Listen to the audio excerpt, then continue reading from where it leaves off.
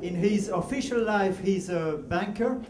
In his private life, he's maybe a philosopher. And tonight, he's going to raise many questions. Laurent has been traveling quite a lot, from Namur and Brussels to very far away. And you need to chat with him to know where he has been. Hey, little fly, why do you exist? Hey, Dad, where do I come from? Oh, Grandpa, why do you have to die?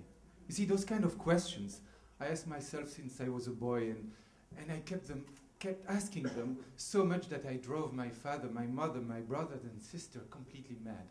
And I kept on doing it. As soon as I was able to grab something, I ate the books I could find in order to satisfy my hunger for answers. But of course, books did not provide them. So I traveled the world, as Alok just said, and I met people from different cultures. But this generated even more questions. I started to wonder, what should I study? And I decided to study economics because I wanted to act upon the world, and I thought, well, economics is really something key to do so. But I kept on reading philosophy because it was so great to ask myself so many questions. Now, on my quest for questions and answers, I met Marcel Conche. And Marcel Conche is a French philosopher.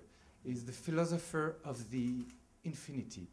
He considers nature as the whole of reality, as infinite both in time and space, like so many other philosophers did, the ancient Greeks, Montaigne, Spinoza.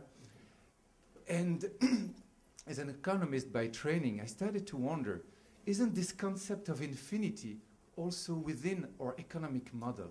In fact, what you see here is not the universe, but the 300,000 light bulbs we waste every minute in the United States. And like this, we waste quite a lot of things, an infinity of things. In fact, when we think about it, our world is crushing under our consumption. We waste no less than 28,000 barrels of petrol every 2 minutes in the United States only. Our little blue planet is, of course, crushed under this massive consumption. So we have to ask ourselves, why do we keep on trying to maximize profits endlessly? This concept of infinity is really within our economic model right now. Can we change that? Well, some people, especially in big companies or banks like the ones in which I work, will tell you, no, it's not possible. It's natural. People are made to go for this endless quest for growth. Like Adam Smith maybe would have said. He probably would not have agreed, though.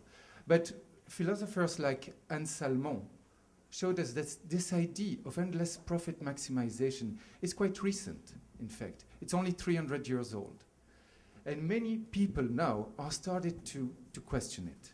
Even people like Emmanuel Faber, who is the CEO of Danone, not a small company, saying openly, we need to reverse the equation. We need to contribute to the maximization of the common good under the constraint of an adequate, finite profit for shareholders. Totally the reverse. And a philosopher like my friend Christian Arnsberger, not easy to pronounce, Arnsberger, is advocating a totally different approach to our society.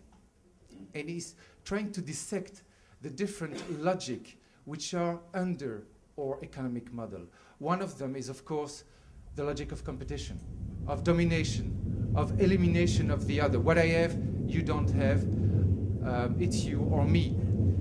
Another logic is, of course, the one of consumption and growth that I just mentioned.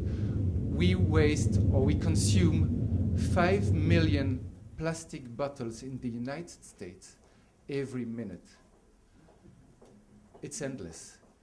So what can we do to get out of this logic? What Arnsberger is saying is that what we aim for through this logic of competition, of consumption, is not bad in such. What we look for, in fact, are freedom. Freedom from material insecurity, freedom from the violence of other people, all kinds of freedom to do something, to create something, to leave a mark. The problem is that with those logic, we miss those freedom. We don't achieve them. So he advocates for a totally different approach, which is a rather hands-off approach. Take, for example, the bicycle.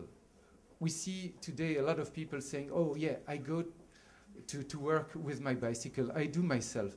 In order to be fit or in order not to pollute, that's fine.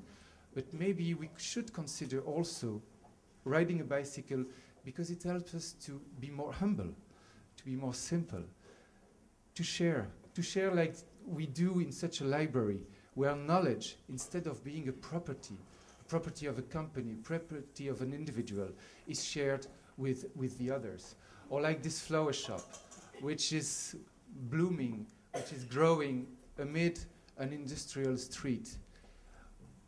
There is a potential in our society to change the way we work. We work, we live. Corporations need to help. They don't right now. But we can try, if we change ourselves, to change also the way they work.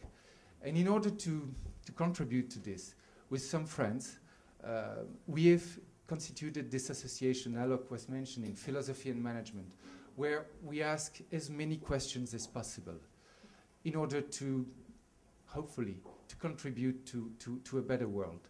And what I would like to do tonight is just to invite you to ask yourself such questions, maybe to join us, and to throw yourself into the ocean of questions that there is, because it's so refreshing, but also maybe because it's the ultimate weapon to change for good, hopefully, our society. Thank you.